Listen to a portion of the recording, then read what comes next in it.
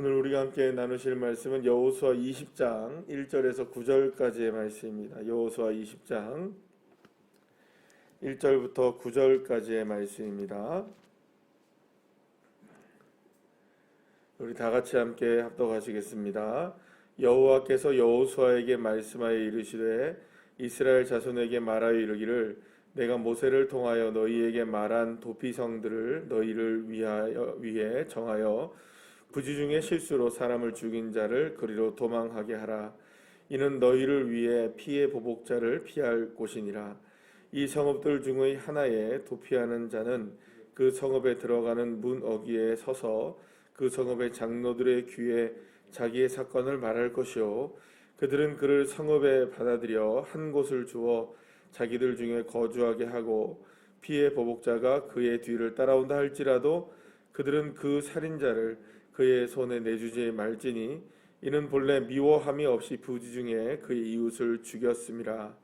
그 살인자는 회중 앞에 서서 재판을 받기까지 또는 그 당시 대제사장이 죽기까지 그 성읍에 거주하다가 그 후에 그 살인자는 그 성읍 곧 자기가 도망하여 나온 자기 성읍 자기 집으로 돌아갈지니라 하라 하시니라. 이에 그들이 납달리의 산지 갈릴리 게데스와 에브라임 산지의 세겜과 유다 산지의 기럇 아르바 곧 헤브론과 여리고 동쪽 요단 저쪽 르우벤 지파 중에서 평지 광야의 베셀과 갓 지파 중에서 길랏 라못과 므낫세 지파 중에서 바산 골란을 구별하였으니 이는 곧 이스라엘 모든 자손과 그들 중에 거류한 거류민을 위하여 선정된 성읍들로서 누구든지 부지 중에 살인한 자가 그리로 도망하여 그가 회중 앞에 설 때까지 피의 보복자의 손에 죽지 아니하게 하기 위함이라. 아멘. 할렐루야. 오늘 본문에서 하나님은 이 가나안을 정복한 이스라엘 백성들 각 지파에게 가나안의 주인으로서 살게 되면서 가장 첫 번째로 공통적으로 주어지게 되는 한 가지의 사명을 이렇게 주게 되십니다. 그러니까는 이건 굉장히 의미가 있는 일이겠죠. 그러니까 모든 지파들이 다 땅을 분배받았어요. 그러면 이제 하나님께서 말씀하시는 거죠. 이제 가라. 이제 가서 너희들 그 땅을 분배해서 어떻게 살아라. 이렇게 이제 얘기하는 그 첫 번째 미션이 주어지게 되는데 그 첫 번째 미션은 다른 것이 아니라 바로 도피성을 정하자라는 거였습니다. 그러니까 아직까지 이스라엘 백성들이 가나안 땅에 다 퍼지기 전에 한 성읍들을 이렇게 정하자는 겁니다. 그리고 그 성읍들을 도피성이라는 이름으로 정하게 되는데 그 성읍은 전체 이스라엘 가나안 지역 가운데 6군데 정도를 정하게 됩니다. 그러니까 이거는 굉장히 의미가 남다르겠죠. 뭐냐하면 우리가 이스라엘 백성들이 먼저 그 땅에 살기 전부터 하나님은 그 땅에 도피성을 세워놓았다는 것이죠. 그리고 그 땅을 구별해야만 했다는 것입니다. 그러니까 그 어떤 것보다 자신들의 삶을 일궈내고 또 도시를 건설하고 또 그것에서 정착하여 토지의 소산을 얻고 먹고 사는 문제보다도 더 먼저 무엇을 정했어야 되는 겁니까? 이 도피성이라는 성을 정하고 그 성의 의미와 그 성이 갖고 있는 독특한 그 특징들을 이스라엘 백성들 모두가 다 숙지할 필요가 있었다는 겁니다. 그러면 이 도피성이 뭐냐? 이걸 우리가 함께 오늘 살펴보게 될 텐데요. 이 도피성은 지금 말씀드린 대로 이스라엘의 각 지파별로 이렇게 구분된 여러 가지 6군데의 이제 지역을 선정하게 되는데요. 이것은 두루 있습니다. 그러니까는 가나안 지역 전체에 지금 정복할 땅들에 보면 동서남북으로 6군데를 정해 놓게 되었는데 이거는 어떤 의미가 있냐면 그러니까 동서사망에서 가장 가까운 어디로 달려갈 수 있게 하는 겁니까? 그 도피성으로 피할 수 있게 했다는 겁니다. 도피성이라는 그 말 자체는 도피하라는 겁니다. 피하라는 겁니다. 그러니까 이제 동서사방에서 어디든지 이 도피성으로 피해갈 수 있도록 이런 조치를 만들었다는 거죠. 그러니까 이 말은 무슨 말입니까? 이스라엘 백성들 중에 어떤 일이 벌어지게 되었을 때 누구든지 이 성을 사용할 수 있게 된다는 거죠. 특별한 어떤 사람이나 혹은 그 가까운 사람만 이렇게 어떤 도시를 한 군데만 정해서 가까운 그 도시에 가까운 사람만 하는 것이 아니라 어느 누구든지 어떤 상황에서든지 이 도피성을 찾아갈 수 있도록 그렇게 이제 조치를 취했다는 것을 알 수 있습니다. 이 일을 통해서 그러니까 이거는 이 도피성이라는 제도는 결국에는 그 어떤 특정한 사람의 그 전유물이 아니라 이스라엘 백성들 전체가 이 도피성의 대상자가 될 수 있다는 것을 분명하게 말씀하고 있는 것을 보게 됩니다. 자, 그러면 도피성이 뭐냐? 이거입니다. 아주 간단합니다. 그러니까 실수로 그러니까 고의가 아닌 실수로 사람을 상해했을 때, 특히 이제 상해 그냥 단순하게 사람을 이렇게 다치게 하는 정도가 아니라 고의로가 아니라 실수로 사람을 죽이게 되었을 때, 살인하게 되었을 때에 이게 그냥 살인한 게 아닙니다. 그러니까 뭐랄까 내가 일부러 사람을 계획해서 죽이거나 이렇게 한 게 아니라 어찌하다 보니 지금도 우리가 살아가는 시대에는 이런 것들이 있죠. 미필적 고의라고 해서 고의가 아닌 어찌하다 보니 이렇게 사고가 나서 사람이 이렇게 죽게 됐는데 그러면 여러분들이 이렇게 죽게 되었다는 말은 무슨 말입니까? 살인자에 대해서는 피해 보복이 가능하거든요. 그러니까 이는 이로 악은 뭐라 할까요? 악은 악으로 갚는 겁니다. 그러니까는 결국에는 이 그러니까 피를 흘렸기 때문에 무엇으로 자기도 보복을 당해야 되는 상황입니까? 그러니까 결국에는 피해 보복을 자기도 당해야 되는 상황이 이제 되는 겁니다. 그런데 자기도 지금 일부러 죽인 게 아니란 말이에요. 그러니까 물론 살인을 당한 당사자, 그러니까 피해자의 경우는 너무나 안타깝죠. 이건 정말 생명이 이게 죽게 됐다는 것은 이거는 뭐 어떤 변명의 여지도 없이 안타까운 일이 되는 겁니다. 자, 그런데 그것을 일부러 하지 않았을 경우에는 그분의 죽음도 억울하지만 지금 이 사람을 살인한 사람도 어떻습니까? 또 다른 억울한 죽음이 일어날 수 있는 거잖아요. 그래서 이걸 막기 위하여서 무엇을 정해놨느냐? 만약에 이제 실수로 살인을 저질렀을 경우에 빨리 어디로 대피해라. 이 도피성으로 가서 자기가 이런 죄를 짓게 되었다라고 고백하면 그를 보호해 주는 겁니다. 도피성에서 그가 재판을 받을 때까지, 그리고 이 사람이 유죄냐 무죄냐 이거를 이제 그 판결이 날 때까지 그 사람을 계속 보호해 줄 의무가 이 도피성에 있었고, 그 다음에 그 당시에 그 성의 대제사장이 만약에 죽게 되었다면 그때까지도 계속 이 사람은 어떻게 하는 거냐? 계속 이제 받아주어서 결국에는 이 사람이 계속해서 재판을 받아서 억울한 죽음을 면할 수 있도록 해줘라라는 것이 이 도피성의 이 제도였던 것입니다. 자, 그러면 이 도피성을 만들었다는 것을 우리가 한번 생각해 보면 이렇습니다. 자, 그러면 가나안 땅은 하나님께서 말씀하셨던 이 가나안 땅은 우리가 기본적으로 어떤 땅이었죠? 젖과 꿀이 흐르는 땅 이렇게 되어 있습니다. 그러니까 가나안의 기본 개념은 하나님의 젖과 꿀이 흐르는 땅이에요. 그러면 여러분 이걸 우리 시대로 얘기하면 완전히 천국입니다. 유토피아 뭐 이런 겁니다.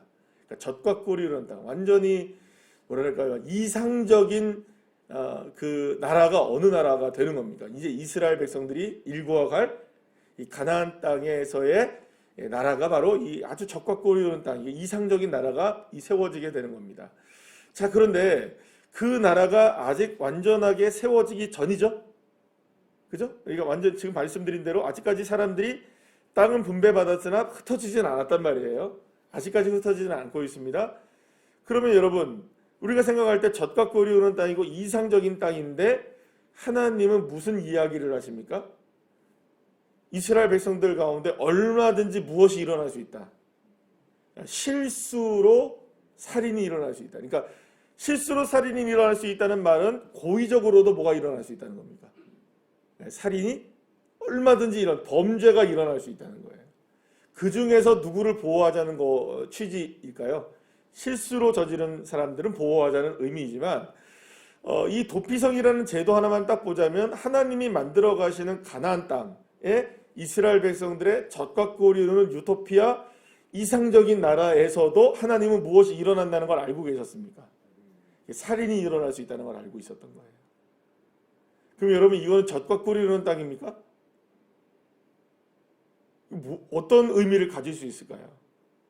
아니 우리가 생각할 때 이래야 되는 거 아니에요? 젖과 꿀이 흐르고 이상적이고 뭔가 먼저 완벽하고 모든 것들이 이제부터는 되고, 그죠? 네?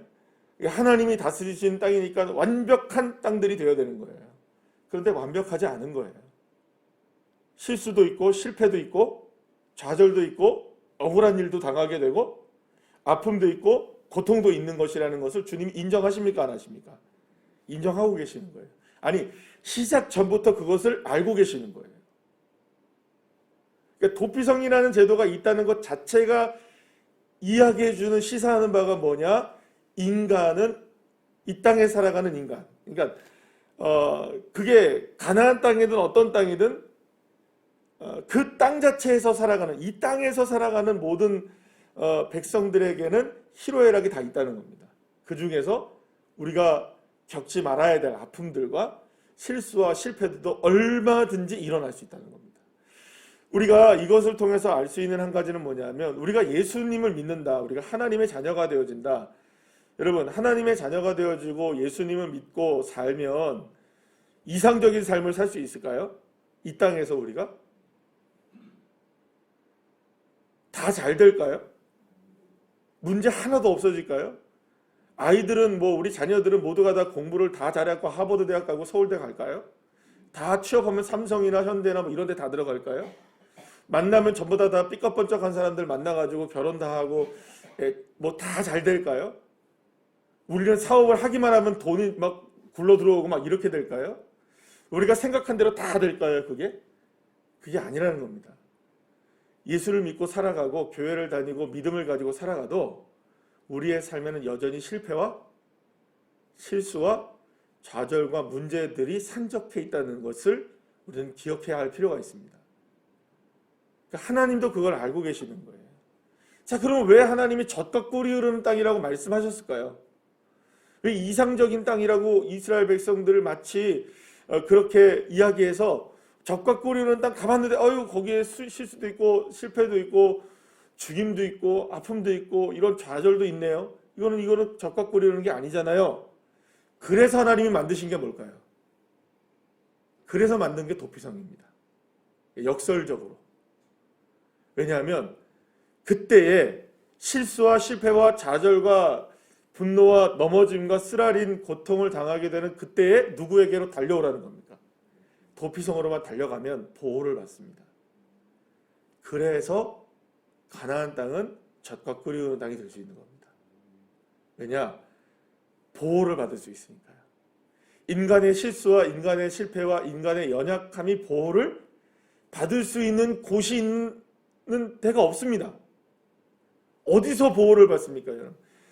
이는 이로, 눈은 눈으로 보복을 당하는 시대 속에 살아가잖아요. 여러분들, 우리가 지금 우크라이나와 러시아의 이 전쟁을 보면서 참혹한 전쟁의 상황을 21세기에 지금 보고 있잖아요. 지금 1차 대전, 2차 대전 우리 인류가 경험하면서 그 아픔을 경험하면서 우리나라 같은 경우는 6.25까지 겪었잖아요. 그죠? 그 아픔을 경험하면서 인류가 깨달은 게 뭡니까? 전쟁 이거 할 일이 아니구나. 지금까지의 전쟁은 지도자에 의해서 일어난 전쟁은 많지 않았습니다. 테러 이 정도. 그러니까 그 테러가 일어났어도 종교적인 신념에 의해서 일어났던 일들인데, 이거는 완전히 푸틴이라는 사람의 생각 하나, 정치적 신념 하나, 이게 잘못돼가지고 결국엔 우크라이나라는 이 연약한 나라가 완전히 질밟히게 된 사건이잖아요. 이런 일들이 벌어지고 있는 시대를 우리가 살아가고 있습니다. 이에는 이, 눈에는 눈이에요. 질밟힐 수밖에 없는 세상이죠. 그런데 그 시대 속에서 예수 그리스도가 계시는 겁니다. 주님이 계시는 거예요. 그래서 젖과 꿀이 흐르는 수 있는 겁니다. 왜냐하면 실수해도 달려갈 곳이 있으니까. 넘어져도 붙들 분이 계시니까. 억울해도 우리를 위로하시는 분이 계시는 겁니다. 넘어져도 다시 일으켜 주실 분이 계시는 겁니다. 우리를 보호하실 분이 계시는 거죠. 도피성이신 주님이 계시는 것입니다. 그래서 가나안 땅이 역설적으로 젖과 꿀이 흐르는 땅이 아니라는 것을 보여주는 게 도피성이기도 하지만, 가나안 땅이야말로 이 젖과 꿀이 흐르는 땅이라는 걸 보여주는 것이 도피성인 것이죠. 인간의 실수와 실패와 좌절을 품어줄 수 있는 유일한 한 분, 그분이 바로 우리 하나님이신 거죠. 그래서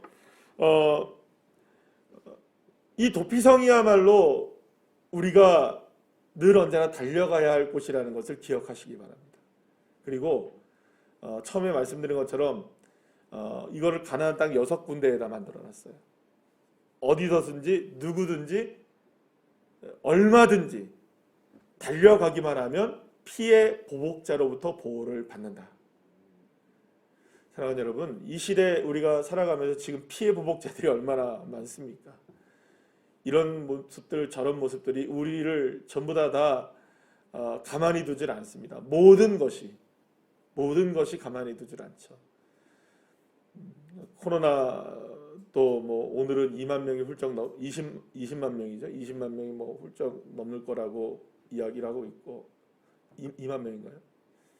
20만 명이죠. 20만 명이 훨씬 넘고 또 울산도 지금 뭐 5천 명이 넘는다고 이야기가 나오고요. 뭐 나가면 뭐 지금 우리가 다 어떻게 살아가야 될지 막 이렇게 막 암담합니다. 이것뿐이겠습니까? 지금 뭐 기름값 오르죠, 뭐 물가 오르죠, 지금 전쟁의 소식 때문에 이렇죠. 대통령은 뽑아야 되죠.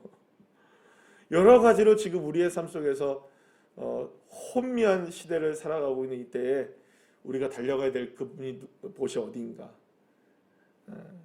그것을 오늘 우리에게 말씀해주고 있습니다.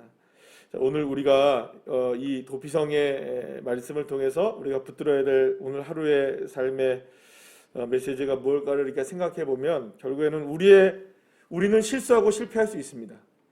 넘어질 수도 있고 좌절하기도 합니다. 문제가 많기도 합니다. 문제가 없지 않습니다. 그러나 하나님은 그러한 우리를 얼마든지 품어주십니다. 그러기에 우리가 달려가 안길 곳이 있다는 것이 얼마나 감사한지, 바로 주님에게로 달려가는 것. 주님이 우리가 안겨야 할 품이고 우리가 의지해야 할 도피성임을 믿고 우리가 실수와 실패를 두려워하는 것이 아니라 오히려 무엇을 우리가 두려워해야 될까요? 주님께 달려가지 않는 우리를 두려워해야 되는 거죠.